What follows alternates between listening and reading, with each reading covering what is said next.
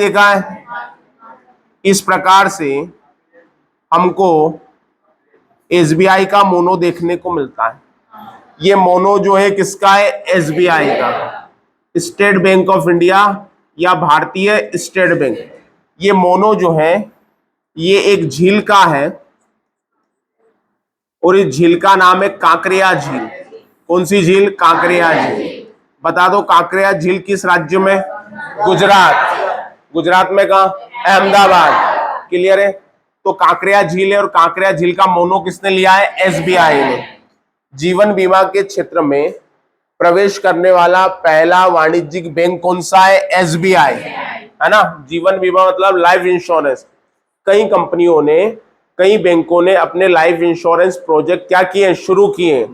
पहले सार्वजनिक क्षेत्र की एक ही बीमा कंपनी थी जिसका नाम क्या था? एलआईसी।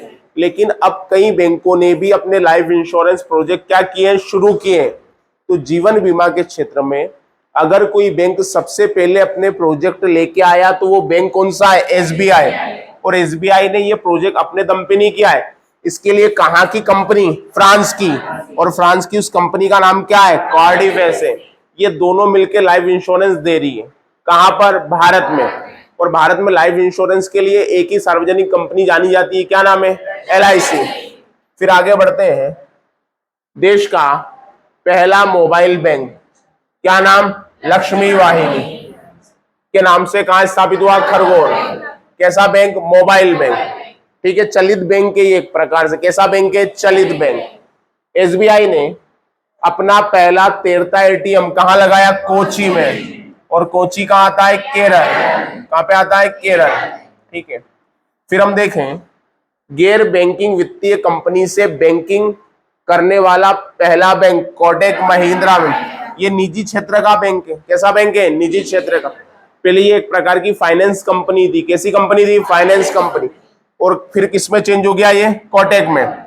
एलआईसी। एलआईसी एक बीमा कंपनी है। एलआईसी कैसी कंपनी है? बीमा कंपनी। ठीक है। और इसकी स्थापना हुई थी 1 सितंबर 1956 को। एलआईसी की स्थापना कब हुई? 1 सितंबर 1956। और इसका मुख्यालय कहां पर है? मुंबई में। एलआईसी कोई बैंक नहीं है।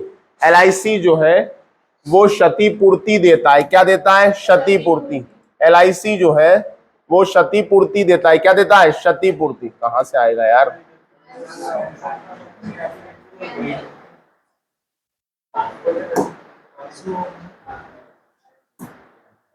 चलिए फिर आगे चलते हैं। भारत में अभी टोटल 12 राष्ट्रीयकृत बैंक है। कितने? 12। चाहे राष्ट्रीयकृत बैंक हो चाहे निजी क्षेत्र के बैंक हो, सबको कंट्रोल करता है आरबीआई। कौन करता है? आरबीआई। आरबीआई जो है वो हमारे यहाँ बैंकों को नियंत्रण करता है। किस पर नियंत्रण करता है? बैंकों पर। बैंकों पर नियंत्रण करता है। और नियंत्रण करने के उद्देश्य से आरबीआई मौद्रिक नीति जारी करता है। आरबीआई क्या जारी करता है? मौद्रिक नीति। मौद्रिक नीति। मौद्रिक नीति। और मौद्रिक नीति जारी करके, अच्छा बताओ, ये किसको कंट्रोल करता है? तरलता को और महंगाई को। किसको करता है? महंगाई को। महंगाई या तरलता। तरलता से मतलब पैसे से। तो आपसे पूछा जाएगा मौद्रिक नीति कौन जारी करता है? आरबीआई। भारत में बैंकों को कंट्रोल कौन करता है? आरबीआई। अभी मैंने कहा भारत में 12 राष्ट्रीयकृत बैंक है। कितने? 12। इंदिरा गांधी के समय 20 राष्ट्रीयकृत बैंक हो गए थे। कितने राष्ट्रीयकृत बैंक? 20। कैसे? इंदिरा गांधी जी ने 1969 में 14 राष्ट्रीयकृत बैंक, 14 बैंकों का राष्ट्रीयकरण किया था। कितने? 14। और 1980 में 6 बैंकों का राष्ट्रीयकरण किया। कितने बैंकों का राष्ट्रीयकरण? 6। तो टोटल कितने? 20। जो राष्ट्रीयकृत बैंक होते हैं वो वित्त मंत्रालय के अधीन होते हैं। किसके अधीन? वित्त मंत्रालय। और हम कहते हैं कि ये सरकारी बैंक है। कैसे बैंक है? सरकारी बैंक। जितने भी सरकारी बैंक हैं जिसमें जनता आदान प्रदान करती है, जनता एक प्रकार से पैसा जमा करती है, निकालती है। इन बैंकों पर सरकार का नियंत्रण होता है। इन्हें वाणिज्यिक बैंक या व्यापारिक बैंक कहा जाता है। लेकिन वर्तमान में इनकी संख्या कितनी रह गई है? 12। जैसे सबसे बड़ा है कौन सा? State bank of India. इसका मुख्यालय कहां पर है? मुंबई। फिर है सेंट्रल बैंक ऑफ इंडिया, मुख्यालय कहां है? मुंबई। फिर कौन सा? बैंक ऑफ इंडिया, मुख्यालय कहां? मुंबई। अब UBI, union bank of India. अब देखो मैंने इसके कोष्टक में क्या लिखा है? आंध्रा बैंक और कॉरपोरेशन बैंक। पहले ये दो बैंक भी हुआ करते थे। पहले आंध्रा बैंक भी था और पहले कॉरपोरेशन बैंक भी था। लेकिन अब नहीं देखने को मिलेंगे। क्यों नहीं मिलेंगे? क्योंकि आंध्रा बैंक का विलय किसमें कर दिया? यूबीआई में। कॉरपोरेशन बैंक का विलय किसमें कर दिया? यूबीआई। यूबीआई का full form union bank of India. तो आपसे पूछेगा आंध्रा बैंक का विलय कौन सी बैंक में कर दिया? Union bank of India. Corporation bank का यूनियन बैंक ऑफ इंडिया। पहले फ्रीगंज में एक बैंक था, स्टेट बैंक ऑफ इंदौर था बहुत पहले, अब नहीं दिखता आपको। स्टेट बैंक ऑफ इंदौर हुआ करता था आज से 15 साल पहले, अगर आप देखोगे तो मिल जाएगा। स्टेट बैंक ऑफ इंदौर अब नहीं है। क्यों नहीं है? क्योंकि स्टेट बैंक ऑफ इंदौर का विलय कर दिया भारतीय स्टेट बैंक में। किसमें कर दिया? भारतीय स्टेट। ये विलय कौन करता है? वित्त मंत्रालय। कौन करता है? वित्त मंत्रालय। वित्त मंत्रालय का प्रमुख कौन होता है? वित्त मंत्री। तो हमने कहा कि आंध्रा बैंक का विलय यूनियन बैंक ऑफ इंडिया में हुआ, कॉरपोरेशन बैंक का विलय किसमें हो गया? Union bank of India. मुख्यालय कहां पर? मुंबई। अगला बैंक है इंडियन बैंक। इंडियन बैंक का मुख्यालय कहां पर है? चेन्नई। लेकिन इस इंडियन बैंक के पास मैंने लिखा है इलाहाबाद बैंक। इस इलाहाबाद बैंक का विलय किसमें हुआ? Indian bank. पहले इलाहाबाद बैंक हुआ करता था, लेकिन अब आपको इलाहाबाद बैंक देखने को नहीं मिलेगा। क्या देखने को मिलेगा? Indian bank. इलाहाबाद बैंक का विलय किसमें हुआ? Indian bank. फिर हम देखते हैं कैनरा बैंक। कैनरा बैंक के पास लिखा है सिंडिकेट बैंक। सिंडिकेट बैंक का विलय किसमें हो गया? कैनरा बैंक। मुख्यालय कहां पर है? Bangalore. Indian overseas bank. Indian overseas bank. Indian overseas bank कहां है? इसका मुख्यालय चेन्नई। अभी हम किन बैंकों की बात कर रहे हैं? राष्ट्रीयकृत बैंक। फिर हम देख रहे हैं यूको बैंक। आज भी आपको यूको बैंक देखने को मिलेगा। मुख्यालय कहां पर है? कलकत्ता। फिर हम देखते हैं बैंक ऑफ महाराष्ट्र। मुख्यालय कहां पर है? पुणे। फिर पंजाब नेशनल बैंक कहां पर? नई दिल्ली। पंजाब एंड सिंध बैंक ये भी है, अभी आपको दिख जाएगा फ्रीगंज में। पंजाब एंड सिंध बैंक मुख्यालय कहां पर? नई दिल्ली। पीएनबी का ब्रांड एम्बेसडर कौन है? विराट कोहली। कौन है? विराट कोहली। फिर हम देखते हैं बैंक ऑफ बड़ौदा। मुख्यालय कहां पे? बड़ौदा। कहां पर? गुजरात। अब इसके पास में लिखा है देना बैंक और विजया बैंक। पहले देना बैंक था, विजया बैंक भी था, लेकिन देना बैंक का विलय किसमें कर दिया? Bank of Baroda. Vijaya bank का विलय किसमें कर दिया? Bank of Baroda. तो ये ध्यान रखने हैं कौन से बैंक का विलय किसमें हुआ है। क्लियर? अच्छा, इलाहाबाद बैंक का विलय किसमें हुआ? Indian bank. गुड। अभी एसबीआई के जो चेयरमैन है उनका नाम क्या है? दिनेश कुमार खारा। हमें एसबीआई के अलावा किसी बैंक का चेयरमैन ध्यान नहीं रखना है, क्योंकि एसबीआई हमारा सबसे बड़ा बैंक है, इसलिए उसका चेयरमैन हमें ध्यान रखना है। एसबीआई की पहली महिला अध्यक्ष कौन थी? अरुंधति भट्टाचार्य थी। ये एसबीआई की क्या थी? पहली महिला। ये पिछली बार की कांस्टेबल में था। एसबीआई की पहली महिला चेयरपर्सन का नाम बताइए। क्लियर है? ये पिछली बार की आरक्षक परीक्षा में था भैया। कैसी परीक्षा में? आरक्षक परीक्षा में। ठीक है, चलिए, आरक्षक परीक्षा में था। चलो चलिए, आजकल कंपनी वाले भी। चलिए, भारतीय वाणिज्य उद्योग महासंघ, ये मैंने पढ़ाया आपको। इसको कहते हैं फिक्की। क्या कहते हैं? इसको कहते हैं फिक्की, है ना। और मैंने कहा था इसका गठन कब हुआ? 1927। किसकी सलाह पर? महात्मा गांधी। किसने किया? घनश्याम दास बिरला और पुरुषोत्तम दास ठक्कर। अच्छा, फिक्की के अध्यक्ष कौन है? बता चुका हूं ना, शुभ्रकांत पांडा। शुभ्रकांत पांडा जो है वो क्या है? इसके अध्यक्ष। क्लियर। फिर एक और संगठन है, इसका नाम है नेस्कॉम। क्या नाम है? नेस्कॉम। इसका गठन कब हुआ? 1988। मुख्यालय कहां पर? नई दिल्ली। गैर लाभकारी इंडस्ट्री एसोसिएशन, ये भी व्यापार से संबंधित ही क्या है? संगठन। इसके जो वर्तमान चेयरमैन है वो है अनंत महेश्वरी। बिजनेस में जो दिक्कतें आती है, व्यापार में जो परेशानी आती है, ये संगठन उससे सरकार को अवगत कराते हैं कि हमें ये समस्या आ रही है। क्लियर। तो ये जितने भी व्यापारिक संगठन है, व्यापार में आने वाली दिक्कतों से ये सरकार को क्या करते हैं? अवगत कराते हैं कि हमारे ये परेशानी आ रही है। जब भी आप कोई पॉलिसी बनाओ तो आप इन चीजों का क्या रखो? ध्यान रखो। तो फिक्की 1927 में, नेस्कॉम 1988 में। LIC, ये LIC का ध्येय वाक्य है। कौन सा वाक्य है? ध्येय वाक्य। और जैसे मैंने कहा था, LIC की स्थापना कब हुई? 1 सितंबर 1956। मुख्यालय कहां पर है? मुंबई। और इसके वर्तमान अध्यक्ष है सिद्धार्थ मल्होत्रा। कौन है? सिद्धार्थ मल्होत्रा। अब एक ध्यान रखना, बीमा कंपनी जो है वो आपकी क्षतिपूर्ति को वहन करती है। किसको वहन करती है? क्षतिपूर्ति। ये हमेशा ध्यान रखना। बीमा कंपनियां कोई बैंक नहीं है। वो जो आपको पैसा दे रही है वो क्षतिपूर्ति का पैसा दे रही है। किसका पैसा दे रही है? क्षतिपूर्ति का। आपने अपना लाइफ इंश्योरेंस करवाया कि मैं चला गया तो उसके बाद मेरे बाद जो लोग हैं उनको पैसा मिल जाए, तो LIC उनको जो पैसा दे रही है वो आपकी क्षतिपूर्ति कर रही है। तो LIC कोई बैंक नहीं है।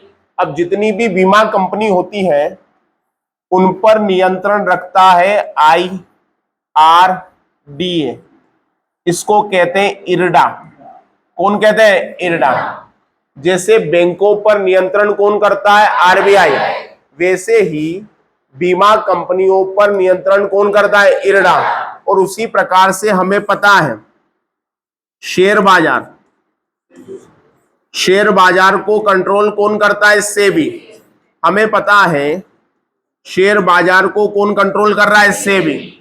तो हमारे यहाँ हर क्षेत्र को कंट्रोल करने के लिए एक सरकारी एजेंसी क्या कर रही है? काम कर रही है।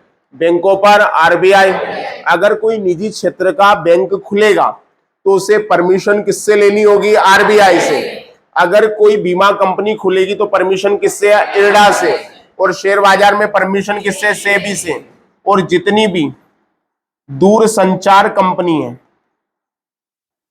मोबाइल कंपनियां, दूर संचार जियो है, एयरटेल है, इन्हें try, telecom regulatory authority of India, है ना, ट्राई।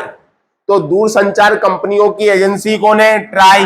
शेयर बाजार की SEBI, बीमा कंपनी की IRDA और बैंकों की RBI। क्लियर है? याद रहेगा। बैंकों का RBI, बीमा कंपनी की IRDA, शेयर बाजार SEBI, दूर संचार try, telecom regulatory authority of India. Clear है? चलिए, FDI को बोलते हैं फॉरेन डायरेक्ट इन्वेस्टमेंट। हिंदी में कहते हैं प्रत्यक्ष विदेशी निवेश। क्या कहते हैं? प्रत्यक्ष विदेशी निवेश। प्रत्यक्ष विदेशी निवेश इंग्लिश में कहते हैं फॉरेन डायरेक्ट इन्वेस्टमेंट। अगर कोई विदेशी कंपनी भारत में आकर व्यापार करना चाहती है तो देखो, रक्षा क्षेत्र में, डिफेंस सेक्टर में वो 74% पैसा लगा सकती है। कितना परसेंट? 74। बाकी पैसा उसे किसी निजी भारतीय कंपनी के साथ लगाना होगा। बीमा क्षेत्र में अगर कोई बीमा कंपनी खुलती है तो वो कितना पैसा लगा सकती है? 74%। बाकी पैसा कौन लगाएगी? भारत की कंपनी। और दूर संचार के क्षेत्र में अगर कोई कंपनी आती है तो उसे किसी भी भारतीय कंपनी की जरूरत नहीं है। वो अकेले अपने दम पे लाइसेंस लेके यहाँ पे क्या कर सकती है? काम कर सकती है। लेकिन रक्षा क्षेत्र में और बीमा क्षेत्र में पूरा पैसा कोई विदेशी कंपनी नहीं लगा सकती, उसे सपोर्ट के तौर पे कैसी कंपनी चाहिए? भारतीय कंपनी। पहले ये परसेंट कम था, पहले कहीं कहीं 18%, 26% था। अब देखो हमने ये बढ़ा दिया तो भारत में पैसा क्या आएगा? ज्यादा आएगा। आएगा या नहीं आएगा? आएगा। हमने दूरसंचार में 100% कर दिया कि कोई भी विदेशी कंपनी, दूरसंचार कंपनी अकेले अपने दम पे भारत में लाइसेंस लेके क्या कर सकती है? कारोबार। अच्छा, दूरसंचार कंपनी को लाइसेंस कौन देगा? ट्राई। कौन देगा? ट्राई। क्यों देगा ट्राई? क्योंकि ट्राई उसकी संस्था है, उस पर नियंत्रण करने वाली। चलिए आगे देखते हैं, विदेशी मुद्रा भंडार। विदेशी मुद्रा भंडार क्या होता है? मेरी बात सुनना। जब हम दूसरे देशों को निर्यात करते हैं, जैसे हमने चाय का निर्यात किया, हमने आम का निर्यात किया, तो हमें उनसे विदेशी मुद्रा प्राप्त होती है। कैसी मुद्रा प्राप्त होती है? विदेशी मुद्रा। तो हमें जो विदेशी मुद्रा निर्यात से प्राप्त हो रही है, अच्छा आयात से प्राप्त होगी क्या? नहीं, आयात में तो हमको पैसा देना पड़ेगा। तो हमें जो विदेशी मुद्रा निर्यात से प्राप्त होती है उसे कहते हैं विदेशी मुद्रा भंडार। और इसी में से भारत जिन चीजों को आयात करता है उसका पैसा भी उसी में से क्या किया जाता है? चुकाया जाता है। आ गई बात समझ में? हमारे यहाँ डॉलर, येन, जो प्रमुख प्रमुख मुद्राएं हैं उसे भंडार करके संरक्षित किया जाता है, ताकि उसी अगर व्यापार हो रहा है और हम कोई चीज आयात कर रहे हैं तो उसी में उसका पैसा क्या किया जा सके? चुकाया जा सके। तो देखो, चीन, जापान, स्विट्जरलैंड, रूस, ये ऐसे बड़े देश हैं जिनके पास सबसे ज्यादा विदेशी मुद्रा क्या है? भंडार है। ये ध्यान रखना।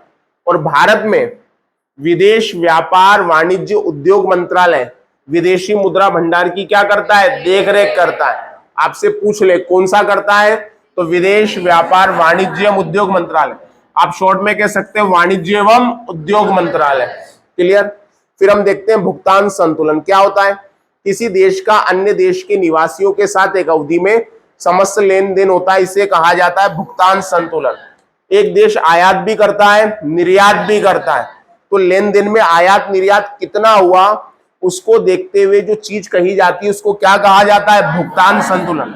ना तो आयात बहुत ज्यादा नहीं होना चाहिए, कोई भी देश ये कोशिश करता है कि उसका क्या ज्यादा हो? निर्यात, क्योंकि निर्यात से उसको किसकी प्राप्ति होगी? धन की। धन की, कौन से धन की? विदेशी मुद्रा।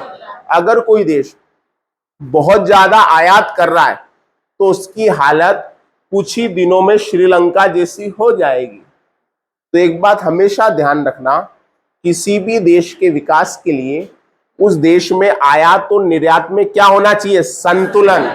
एक्सपोर्ट इंपोर्ट में क्या होना चाहिए? संतुलन। ऐसा बिल्कुल नहीं होना चाहिए कि आपका आयात 90% है और आपका निर्यात क्या है? 10%। अगर ऐसा होगा तो हमारे हालात किसके जैसे हो जाएंगे? श्रीलंका। तो आयात निर्यात में संतुलन रखना ही एक प्रकार से क्या कहलाता है? भुगतान संतुलन। और इसके दो खाते बनाती है सरकार, एक कहलाता है चालू खाता और एक कहलाता है पूंजी खाता। बात समझ में आई? चलो शुरुआत से देख लो एक बार, फिर कुछ क्वेश्चनों की प्रैक्टिस करवाऊंगा। चलिए, भारत में पहला व्यापारिक बैंक कब खुला? 1786। भारत का पहला पूर्ण रूप से भारतीय बैंक पंजाब नेशनल बैंक। और इसकी स्थापना किसने की? लाला लाजपत राय। बैंक ऑफ बंगाल कब खुला? 1806। Bank of Bombay, bank of Madras 1921 में। इन तीनों को मिलाकर 1955 में इंपीरियल बैंक क्या बना? एसबीआई। एसबीआई को कब बनाया? 1 जुलाई 1955। 1 जुलाई को कौन सा दिवस? एसबीआई दिवस। With you all the way किसकी टैगलाइन है? भारत का सबसे बड़ा व्यापारिक बैंक। जीवन बीमा के क्षेत्र में, मतलब लाइफ इंश्योरेंस में कदम कर रखने वाला पहला व्यापारिक बैंक एसबीआई। देश का पहला मोबाइल बैंक कहां खुला? एसबीआई का तैरता एटीएम। गैर बैंकिंग वित्तीय कंपनी से बैंक बनने वाली एलआईसी का मुख्यालय। भारत में वर्तमान में राष्ट्रीयकृत बैंक 12। राष्ट्रीयकृत बैंकों पर नियंत्रण आरबीआई के अलावा वित्त मंत्रालय। चलो, एसबीआई का मुख्यालय, सेंट्रल बैंक का, बैंक ऑफ इंडिया का। मौद्रिक नीति कौन जारी करता है? आरबीआई। आंध्रा बैंक का विलय किसमें हो गया? Union bank of India. Corporation bank का, इलाहाबाद बैंक का, सिंडिकेट बैंक का, केनरा बैंक। केनरा बैंक का मुख्यालय, इंडियन बैंक का, इंडियन ओवरसीज बैंक का, चलिए, UCO bank, bank of Maharashtra, PNB, Punjab and Sind bank, Dena bank का विलय, विजया बैंक का विलय, बैंक ऑफ बड़ौदा का मुख्यालय, एसबीआई का चेयरमैन, एसबीआई की पहली महिला अध्यक्ष अरुणधति भट्टाचार्य। फिक्की का गठन कब हुआ? किसने सलाह दी? किसने किया? और वर्तमान अध्यक्ष? नेस्कॉम की स्थापना, मुख्यालय, नेस्कॉम के वर्तमान चेयरमैन अनंत माहेश्वरी। एसबीआई का स्थापना, मुख्यालय, अध्यक्ष, रक्षा क्षेत्र में एफडीआई, बीमा क्षेत्र में, दूरसंचार में, बीमा कंपनी के ऊपर नियंत्रण रखने वाली संगठन, शेयर बाजार पर, दूरसंचार पर ट्राई। क्लियर है? कुछ क्वेश्चनों की प्रैक्टिस करवानी है, ये मैं ग्रुप में डाल देता हूं आपके, उसके बाद वो क्वेश्चन निकाल लेता हूं, जवाब आप देंगे। नहीं चलने दो।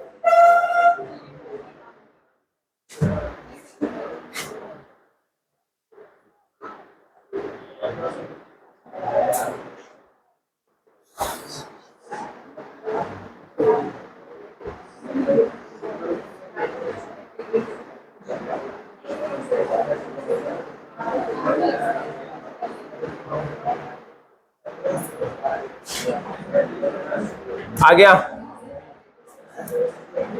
आ गया? देखो,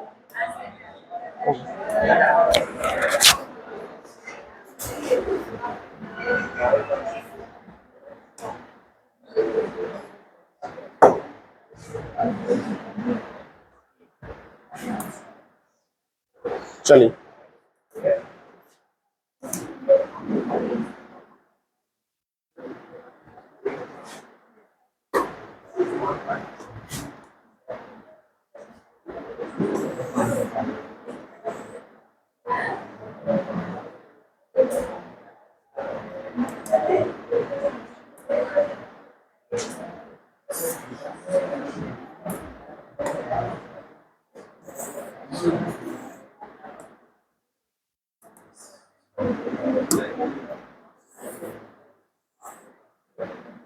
किसमें किसमें एमपीजी के में डाला?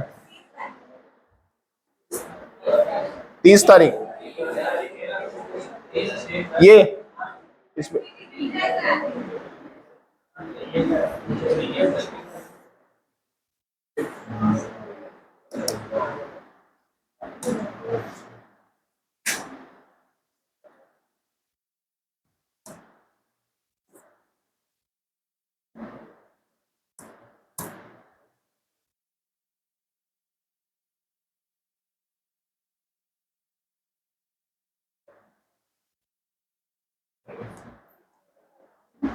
चलिए, मध्य प्रदेश की विभिन्न परीक्षाओं में आए कुछ क्वेश्चन है ना, जिनको हम देखेंगे। और ये सेशन भी कोशिश करेंगे डेली चलेगा, है ना। और पीडीएफ तो आपको ग्रुप से मिल ही जाएगी इसकी।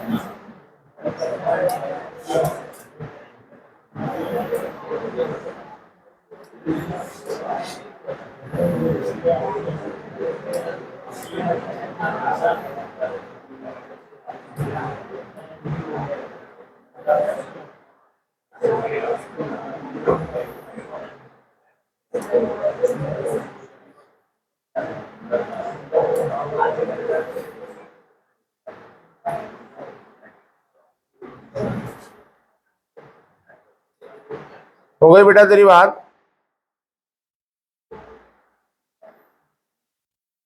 चल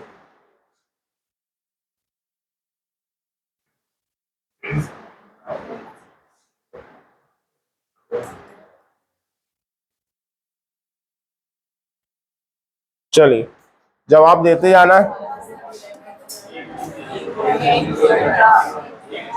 बोलो। 1 जून 1950। 1 जून 1950 को भोपाल रियासत का विलय, किसका विलय? भोपाल रियासत। भोपाल रियासत का विलय हुआ था भारतीय भारत संघ में। और नवाब कौन थे यहाँ पे? हमीदुल्ला। कौन थे? हमीदुल्ला। और अभी थोड़े दिन पहले मुख्यमंत्री ने घोषणा भी की है कि 1 जून को भोपाल में क्या रहेगा? अवकाश रहेगा, क्योंकि 1 जून 1949 को भोपाल रियासत का भारत संघ में क्या हुआ था? विलय हुआ था। हमीदुल्ला यहाँ के क्या थे? नवाब थे, जिन्होंने विलय पत्र पर क्या किया? हस्ताक्षर किए। चल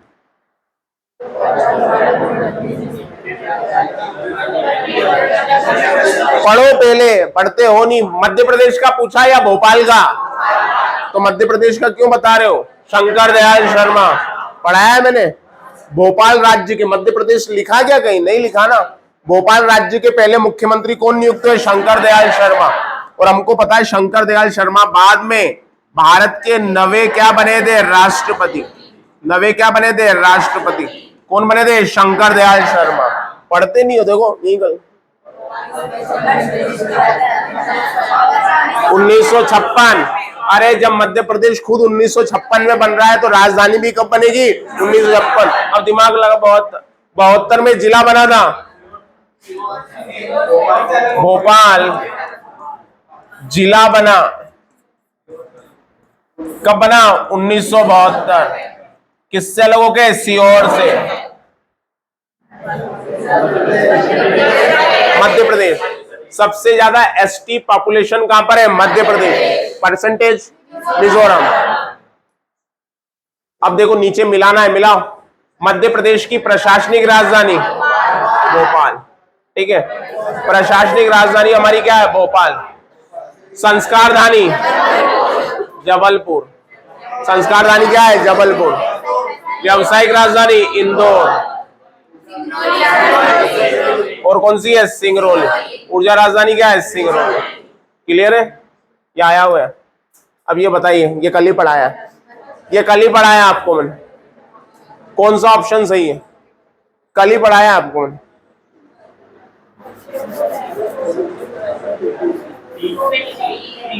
पहला, दूसरा, तीसरा, चौथा।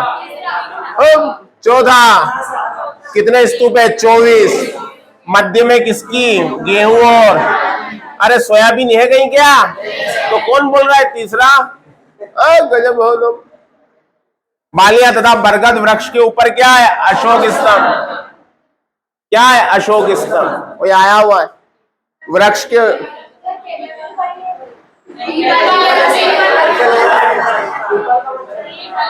पीपल का वृक्ष। बस वो ये पढ़ोगे एग्जाम में तो ही सही होगा। चलिए कौन सा? ये चौथा। चलिए क्षेत्रफल की दृष्टि से सबसे छोटा जिला दतिया। देखो क्षेत्रफल में सबसे बड़ा है छिंदवाड़ा। क्षेत्रफल में सबसे बड़ा है छिंदवाड़ा। कौन है? छिंदवाड़ा। बड़ा छिंदवाड़ा। छिंदवाड़ा। और 2011 की जनगणना में सबसे छोटा कौन था? दतिया। अब ध्यान रखना, अगर वर्तमान पूछ ले निवाड़ी, अगर आपसे कह दे कि क्षेत्रफल में सबसे छोटा लेकिन कब? वर्तमान में, तो वर्तमान में कौन सा आ रहा है? निवाड़ी। वर्तमान में आ रहा है निवाड़ी। निवाड़ी किससे लोग के बनाए? टीकमगढ़ से। उष्णकटिबंधीय मानसूनी जलवायु। कई बार ये क्वेश्चन आया हुआ है।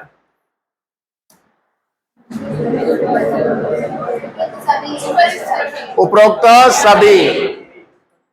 कटनी बना जबलपुर से। कटनी किससे बना? जबलपुर से। उमरिया बना शहडोल से। कल प्रधानमंत्री जी थे यहाँ पे। हरदा बना, अरे क्या, होशंगाबाद से। हरदा किससे बना? होशंगाबाद से। जबलपुर से बना, कटनी, शहडोल से उमरिया, होशंगाबाद से हरदा। तो मतलब ये तीनों जिले कब बने? 98 में। बाकी बत्तीबाजी आपकी चल रही है। सबसे महत्वपूर्ण गोंडवाना लैंड। कौन सा लैंड? गोंडवाना लैंड।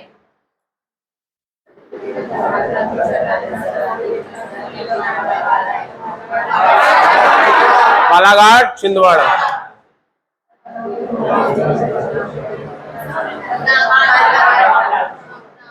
कौन सा? मालवा का पठार। कौन सा पठार? मालवा का पठार। कौन सा पठार? मालवा का पठार। क्लियर है?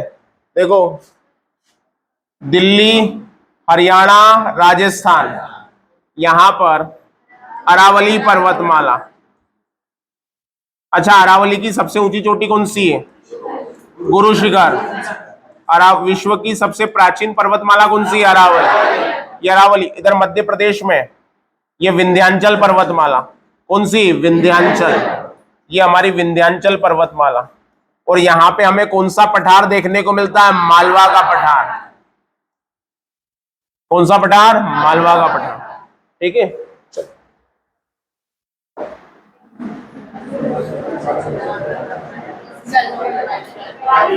काली मिट्टी। कौन सी मिट्टी? काली मिट्टी। भिंड, मुरैना, श्योपुर में जलोढ़ मिट्टी। कौन सी मिट्टी? जलोढ़ मिट्टी।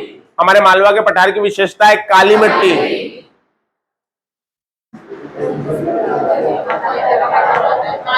मालवा का पठार, मालवा का पठार क्या कहलाता है? नदियों का मायका।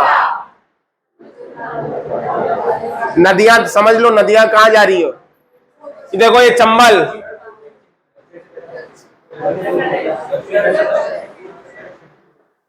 किधर जा रही है? चंबल देखो, उत्तर। अच्छा, दक्षिण जा रही है, उत्तर। और उत्तर के बाद पूर्व। तो मालवा के पठार का ढाल किस ओर है? उत्तर पूर्व।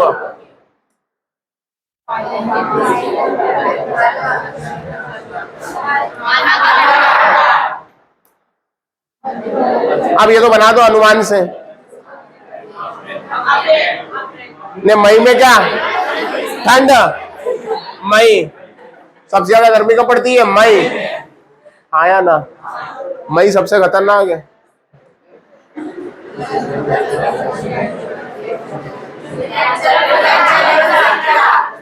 विंध्याचल और सतपुड़ा। डाउट तो नहीं है किसी को? बढ़े आगे।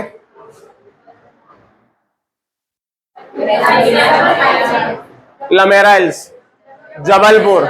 लमेरा हिल्स कहां पर है? जबलपुर। किसी किताब में इसका आंसर विदिशा दिया है, विदिशा नहीं है। कहां पर है? जबलपुर। क्लियर है? तो हम डेली कोशिश करेंगे कि मध्य प्रदेश के प्रीवियस क्वेश्चन देखें, इनको देखिएगा, कोई डाउट आए पूछिएगा। ये भी मैं आपके ग्रुप में शेयर कर देता हूं। ये सारे क्वेश्चन प्रीवियस एग्जामों के हैं जो किसी ना किसी एग्जाम में आए हैं।